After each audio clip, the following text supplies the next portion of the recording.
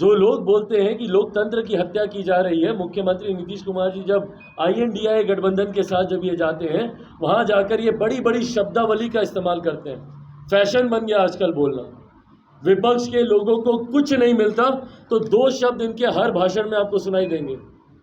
लोकतंत्र की हत्या हो रही है, संविधान खतरे में। मजाक है क्या ये देश?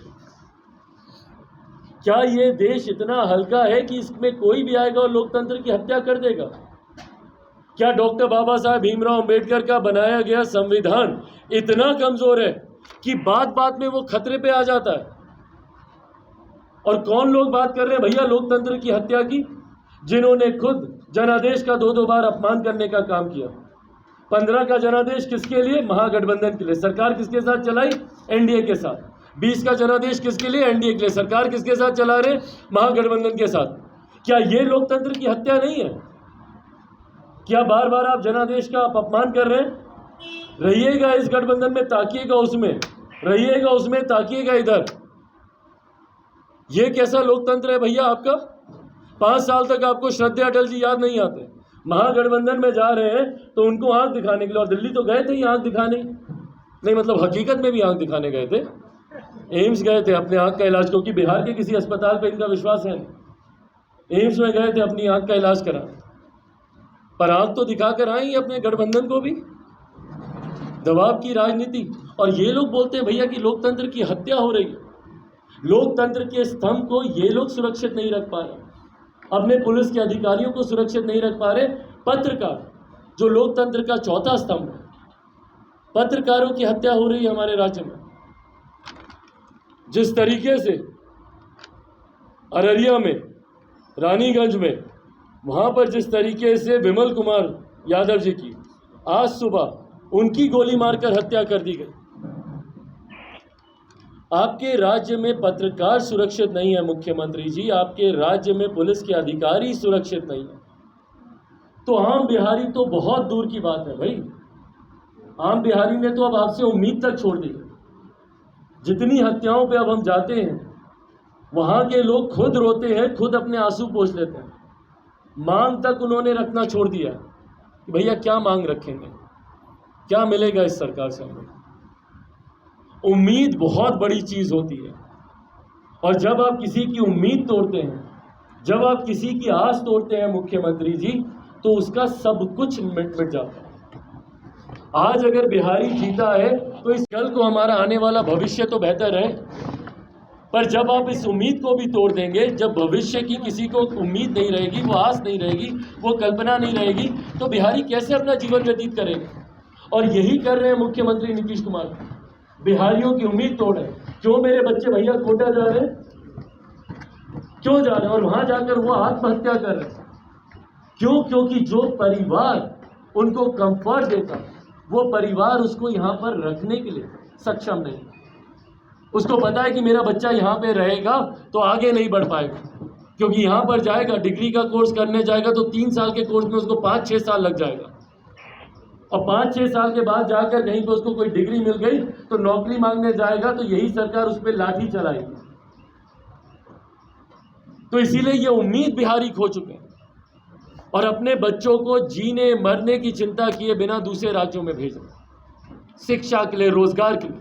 वहां वो लड़ रहे हैं जीवन से, अपमानित हो रहे हैं, पर अपने राज्य में वापस नहीं आ पा रहे। आत्महत्या कर रहे हैं दूसरे राज्य में।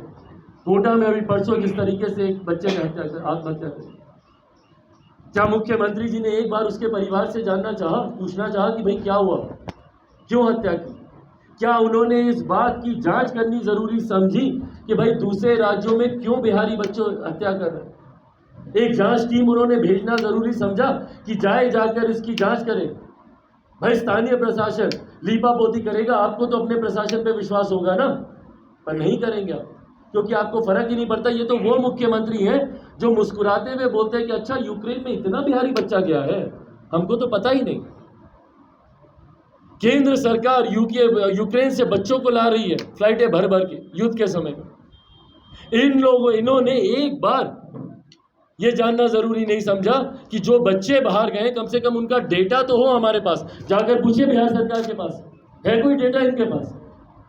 एक आदमी की जानकारी इनके पास नहीं है कि कितने बिहारी बिहार छोड़कर दूसरे प्रदेश में गए। और फिर बोलते थे 2005 में कि हमारा सपना है कि जो पलायन कर कर गए हैं वो वापस अपने प्रदेश में आए। बिहार फर्स्ट बिहारी फर्स्ट बोलता है कि भाई एक प्रवासी मंत्रालय बनना चाहिए, एक मंत्रालय अलग से गठित हो जो सिर्फ और सिर्फ दूसरे प्रदेशों में रह रहे बिहारियों की चिंता करे। भाई सुशांत सिंह राजपूत जैसा इतना बड़ा नाम जिसने बिहारियों की पहचान को कहां से कहां वो लेकर गए, आज तक नहीं समझ में आया कि क्या हुआ और क्या तत्परता दिखाई उस वक्त मुख्यमंत्री जी ने, जब तक उनके पिता ने आकर मांग नहीं की। इन्होंने तो सीबीआई जांच की सिफारिश तक नहीं की। 3 हफ्ते 4 हफ्ते बीतने के बाद इन्होंने सीबीआई जांच की सिफारिश की। क्या तब तक वो तथ्य रहे होंगे? क्या वो सबूत बचे होंगे वहां पर? क्यों नहीं तुरंत इन्होंने अपनी टीम को वहां पर भेजा कि जाइए जाकर जांच कीजिए, एक बिहारी मरा है वहां पर। ये तो इनकी संवेदना है बिहारियों को लेकर। भाई जब अपने बिहार में मर रहे बिहारी भागे भागे जाते हैं ये दूसरे राज्यों में, बेंगलुरु गए थे भागे भागे, अभी इनके घर पे जाके देखिए सूटकेस खुला होगा, पैकिंग चल रही होगी मुंबई जाने की। नहीं अभी तो खैर दिल्ली से वापस आएंगे तब पैकिंग करेंगे, पर मुंबई जाएंगे ये। भागे भागे देश के हर राज्यों में जा रहे हैं अर्जी लेकर। केजरीवाल जी को जन्मदिन की बधाई देने के लिए सबसे ज्यादा शौक इन्हीं को चढ़ा। उसी दिन जाके पहुंच गए, भले केजरीवाल जी से मिले कि नहीं मिले, पर बधाई देने ये दिल्ली यहाँ से भागे भागे दिल्ली तक गए। पर इनके पास इतनी फुर्सत नहीं है कि भाई समस्तीपुर चले जाए, दरभंगा चले जाए, मुजफ्फरपुर चले जाए। अरवल में माँ बेटी दुष्कर्म का विरोध करते करते जल कर मर गई बच्ची, 5 दिन तक यहीं पीएमसीएच में जिंदगी मौत की लड़ाई लड़ती गई। हम गए थे उस बच्ची के पास, बोल नहीं पा रही थी, बस जिन निगाहों से देख रही थी। एक बार मुख्यमंत्री जी ने जरूरी समझा वहां जाना। तो जब मुख्यमंत्री इन चीजों पर भी जब खामोश रहेंगे भाई, जब आपके अधिकारी मर रहे हैं आप खामोश हैं, लोकतंत्र का चौथा स्तंभ के ऊपर जब अटैक आप ही के राज्य में किया जा रहा है और टारगेट किलिंग अब कर रहे हैं, जाति वर्ग के लोगों को चिन्हित कर कर कर इनके प्रदेश में मारा जा रहा है। अनुसूचित समाज के वर्ग के लोगों को देख लीजिए, चौकीदारी के पेशे में जो लोग हैं, चौकीदार को ऐसी जगहों पे गश्त पे भेजा जाता है, निहत्थे उनको भेजा जाता है जहां पर आए दिन उनकी हत्या की जा रही है और मुख्यमंत्री खामोश है, इनको कोई फर्क नहीं पड़ता। इन्होंने एक बार इन्होंने जानना जरूरी नहीं समझा कि भाई चौकीदार को आधी रात में इस ड्यूटी पे क्यों भेजा गया। एक बार इन्होंने पूछताछ करनी जरूरी नहीं समझी और जाकर वो शहीद हो गया, उसके बाद खामोश, इनको कोई फर्क नहीं पड़ता। पासवान समाज के लड़कों की गला रेत कर हत्या की जा रही। कौन सा ऐसा वर्ग है भैया, कौन सी ऐसी जाति है जिसको यहाँ पे टारगेट नहीं किया जा रहा? पत्रकारिता के समाज के लोगों को अलग टारगेट किया जा रहा है, प्रशासनिक लोगों को अलग टारगेट किया जा रहा है, वंचित वर्ग के लोगों को अलग टारगेट किया जा रहा है, पिछड़ा वर्ग के लोगों को अलग टारगेट किया जा रहा है। और मुख्यमंत्री लगे हैं दिल्ली में जाकर आंख दिखाने में, उनके पास फुर्सत ही नहीं है इन चीजों की। और आज जब बिहार एक तरफ अपराधियों से ग्रस्त, वहीं बार बार हम बोलते हैं कि भाई हम कोई भविष्य वक्ता नहीं, पर यह बात हर बिहारी जानता है कि इन महीनों में बिहार में बाढ़ सुखाड़ आती है। मुख्यमंत्री आज दिल्ली में एसी के कमरे में बैठे आराम फरमा रहे हैं और इंतजार कर रहे हैं कि अगर कोई नेता उनको मिलने का समय दे तो भागे भागे जाएंगे मिलने के लिए। पर इनको इस बात की चिंता नहीं है कि आज आधा बिहार बाढ़ से ग्रस्त है और आधा सुखाड़ से ग्रस्त है। क्या कर रहे हैं मुख्यमंत्री उसके लिए? किसान जब तक आत्महत्या नहीं करेगा तो आप उसको उसका उचित मुआवजा नहीं दीजिएगा ना, भले बाढ़ में उसकी फसल गई हो या सुखाड़ में उसकी फसल गई हो। क्या आपने रिव्यू करना जरूरी समझा? कल हम जमुई गए थे, दिशा की बैठक है वहां पे की, जमुई का एक एक व्यक्ति किसान परिवार से जुड़ा हुआ आकर हमको बोल रहा है कि भैया इस बार हम अपनी रोपनी नहीं करते। और जब हम उसी बैठक में जब हम अधिकारियों से जब हम जानकारी लिए, और प्लीज आप लोग भी ये कीजिए ताकि सरकार की पोल खुलनी जरूरी है, जब हम अधिकारियों से जब हम जानकारी लिए कि कितना रोपा हुआ है तो बोलता है 75%। सोचिए 75%। दक्षिण बिहार जहां पे पानी का इतना अभाव रहा है वहां पर ये लोग बोल रहा है 75%, और कई प्रखंड तो ऐसे जहां पे 95%, 98%। गंदरा में चले जाइए, सोनो में चले जाइए, चकाई विधानसभा का प्रखंड, पानी के लिए लोग तरस रहे हैं, बूंद बूंद के लिए। और ये क्या है वो हरियाली वाला प्रोजेक्ट इनका, जन जीवन हरियाली, ये उसकी तारीफ करते नहीं थक रहे। नल का जल पहुंचाएंगे। कौन नहीं जान रहा भैया नल का जल क्या हो रहा है? पानी को लिफ्ट करा के आर्सेनिक वाटर उठा के ऐसी ऐसी जगहों पे भिजवा रहे हैं। राजगीर हम लोग जाते हैं, लोग जाते हैं स्किन के लाभ के लिए, जाकर डुबकी लेते हैं कि भैया पानी वहां का इतना अच्छा है तो डुबकी ले लेंगे तो जितने भी स्किन से जुड़े हुए रोग हैं वो बेहतर हो जाएंगे। वहां पे जाके आर्सेनिक वाटर ये जाके मिला रहे हैं, फ्लोराइड वाटर का ये वो कर रहे हैं। इनको समझ में आ रहा है कुछ बिहार में ये क्या कर रहे हैं? आज लोग एक एक बूंद के लिए तरस रहे हैं। बालू खनन पे ये रोक नहीं लगाएंगे, अवैध बालू खनन होता रहेगा। वाटर लेवल कितना नीचे चला गया, एक साल में कितना फीट नीचे गया? 30 से 50, लगभग 30-35 फीट नीचे चला गया वाटर टेबल। अब सोचिए इसी तरीके से वाटर टेबल नीचे जाता गया। आज जाके आप देख लीजिए हैंडपंप कोई काम नहीं कर रहा, लोगों ने मांग करना ही छोड़ दिया हैंडपंप का, क्योंकि उससे पानी निकल ही नहीं रहा, वाटर टेबल इतना नीचे चला गया। क्या इनको चिंता है भविष्य की? क्या एक अकाल प्रदेश हम आने वाले भविष्य को देकर जाएंगे, अपने बच्चों को देकर जाएंगे? पर कौन बात कर रहा है इस पे? क्या मुख्यमंत्री ने एक शब्द इस पे बोलना जरूरी समझा? हमारे देश के प्रधानमंत्री वर्ल्ड फोरम पे जाकर ये तमाम ग्लोबल वार्मिंग और इन तमाम चीजों की चर्चा करते हैं। क्या मुख्यमंत्री जी ने एक बैठक करनी जरूरी समझी कि हम आने वाले भविष्य को कैसा बिहार हम सौंप के जाना चाह रहे हैं? एक ऐसा बिहार जो बूंद बूंद के लिए तरसे और वहां पे गोलियां बरसे। पानी की कमी हो बट गोली की बौछारों की कोई कमी नहीं, लाठी गोलियां खुल के बरसेंगी, बट पानी मांगने जाइएगा तो पानी नहीं मिलेगा। ये बिहार मुख्यमंत्री बना। ऐसे में आने वाला समय फिर चुनाव का है भाई। प्रदेश की जनता देख रही है कि कौन उनके साथ दुख सुख की घड़ी में खड़ा है, और चुन चुन कर मुख्यमंत्री जी से सवाल के जवाब मांगे जाएंगे 2024 में और 2025 में। ऐसे महत्वाकांक्षी लोगों का ये गठबंधन नहीं है, ऐसा भानुमति का कुनबा है जो कि बनने से पहले ही ढहने लगता है। अभी तो भैया कुछ हुआ नहीं, चुनाव आते आते तक देखिएगा ना। अभी तो सिर्फ कांग्रेस के एक प्रवक्ता के एक बयान मात्र से सोचिए कितनी सुई की नोक पे ये गठबंधन टिका हुआ है। एक बयान मात्र से, वो भी दिल्ली जैसा एक छोटा सा राज्य जहाँ पे महज 7 लोकसभा की सीटें हैं, सिर्फ उस पर यह बयान दे देने से कि सारी सीटों पर कांग्रेस लड़ेगी, तुरंत बयान आ जाता है इनके गठबंधन के घटक साथी का कि फिर हम लोग भी अपना रास्ता अलग देखेंगे। तो अभी तो ये शुरुआत है, अभी चुनाव आते आते तक देखिएगा भाई। एक दूसरे के खिलाफ राजनीति कर कर ही ये दल बड़े हुए हैं, नहीं संभव है इन लोग का एक दूसरे के साथ आना। लिटरली कई ऐसे राज्य हैं जहाँ पे लोग एक दूसरे के खून के प्यासे, बंगाल में चले जाइए, एक दूसरे के कार्यकर्ताओं की हत्या ये लोग करते हैं, और उसके बाद एक मंच पर ये लोग जाएंगे, नहीं संभव। आपने जो कहा था मध्यवर्ती चुनाव भाई बस लोकसभा आने दीजिए।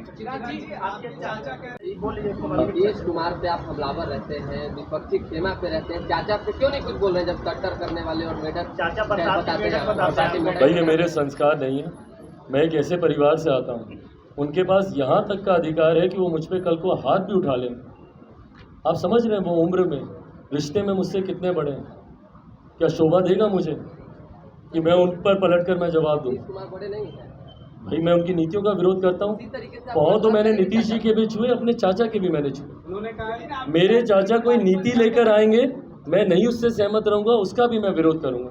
पर वो मुझे नली का नाली का मेढक बोल रहे हैं, मैं उसमें मैं क्या जवाब दूं? भाई हम दोनों एक ही परिवार से आते हैं। मुझे कभी कभी अफसोस होता है अगर मैं नाली से हूँ। क्या कहना चाह रहे हैं वो परिवार के बारे में, गलत है इस तरीके की भाषा। बट उम्र में मुझसे बड़े, चाहे कल को मुझे थप्पड़ भी मार सकते हैं, बट ये व्यक्तिगत बात है, हम लोग की लड़ाई व्यक्तिगत नहीं है। जो एक राजनीतिक प्रश्न आपके द्वारा किया गया हाजीपुर को लेकर, मैंने हमेशा इस बात को कहा कि ये गठबंधन के भीतर की जाने वाली बातचीत है। गठबंधन गलत दृष्टि में दिखता है जब 2 घटक दल एक सीट को लेकर जनता के बीच में खींचातानी करते हुए दिखते हैं। जो बातचीत उनको करनी है गठबंधन के भीतर करें, और गठबंधन से जब आपको ग्रीन सिग्नल मिल जाए, आप पूरे मजबूती से आप दावा कीजिए। भाई हम दावा कर रहे हैं क्योंकि हम गठबंधन में जाने से पहले तमाम अपनी इन चिंताओं पर हम चर्चा कर चुके। आज अगर हम बोलते हैं तो गठबंधन वो हमको अधिकार देता है कि हम ये बोलें। हम आग्रह करेंगे कि अगर आपको किसी भी सीट पर दावेदारी करनी है तो पहले गठबंधन में जाइए। इस तरीके की बात करना कि दुनिया की कोई ताकत नहीं रोक सकती, किसकी औकात है, ये गलत है। ये गठबंधन को, अपने ही गठबंधन को चुनौती देने के जैसा है। ये गलत है। गठबंधन के भीतर एमिकेबली इसको सुलझाएं। चुनाव से पहले आपका बंगला आपके पास होगा, चुनाव से पहले आपका बंगला आपके पास होगा। अरे प्रभु, बंगले की अगर लड़ाई होती तो हम गठबंधन से अलग होते, उस वक्त भी नतमस्तक हो जाते, बंगला मंत्रालय सब रहता। भाई चिराग पासवान किस लक्ष्य के साथ चल रहा है? हम बिहार फर्स्ट, बिहारी फर्स्ट की बात कर रहे हैं, आप हमारे बंगले को फर्स्ट कर रहे हैं, कैसे होगा ये? हाँ भाई, अभी भी आप सिलेक्टिव डिसीजन कर रहे हैं, आप ऑब्सेस्ड लग रहे हैं नीतीश कुमार से। बार मुख्यमंत्री तेजस्वी जी भी हैं और भी दल है, उनके खिलाफ भी कुछ बोल रहे।